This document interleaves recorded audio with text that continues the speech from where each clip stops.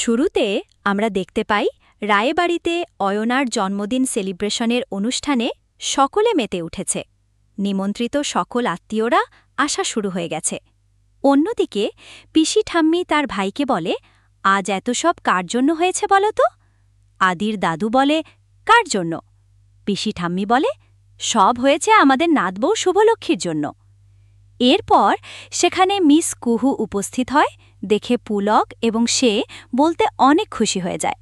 সেবন্তী miss কুহুকে অনেক ধন্যবাদ জানায়। অন্যদিকে জেল থেকে পালানো সেই আসামি মন্দিরের ভেতরে প্রবেশ করে।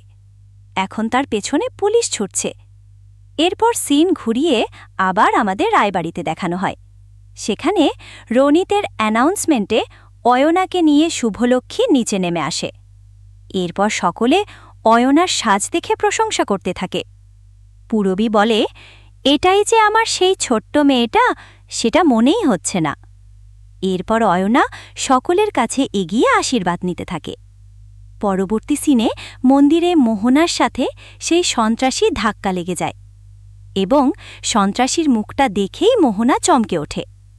এরপর সেখানে পুলিশ আসে এবং পুলিশরা সেই সন্ত্রাসীকে খুঁজতে থাকে। মোহনা পুলিশের ফোনে সেই সন্ত্রাসীর ছবি দেখে আরও বেশি অবাক হয়ে যায় এবং সেও সেই সন্ত্রাসীকে খুঁজতে থাকে। পরবর্তী সিনে আবারও রায়বাড়িতে দেখানো হয়। সেখানে বাড়ির প্রত্যেকেই নাচে গানে মেতে উঠেছিল। অন্যদিকে মনে মনে বলে, এই মোহনাকে ভরসা করে সবকিছুই নষ্ট হয়ে গেল। এবার যা করার আমাকেই করতে হবে। কিন্তু এই ঋদ্ধি সবসময় আমার উপরে নজর রাখে। কিছুদিন থেকে তো আমাকে সন্দেহ করছে, তাই এখনই কিছু করা যাবে না। কিছুদিন ভালো মানুষের অভিনয়টা চালিয়ে যেতে হবে। এরপর ডোনা এসে সকলের সাথে মজা করতে থাকে। সেই সিনে আমাদের একটা ধাবায় দেখানো হয়। সেখানে কিছু লোক ড্রিঙ্কস করছিল। এরপর সেখানে সেই সন্ত্রাসী তাও চলে আসে এবং তার পিছন পিছন মোহনা এসেও হাজির হয়ে যায়। সেই ধাবাতেও নাচ গান হচ্ছিল। সেখানে মোহনা সেই সন্ত্রাসীর মুখ ভালো করে দেখে অবাক হয়, কারণ সেই সন্ত্রাসীটা দেখতে একদম আদির মতো ছিল। তো বন্ধুরা, এই ছিল আজকের আপডেট।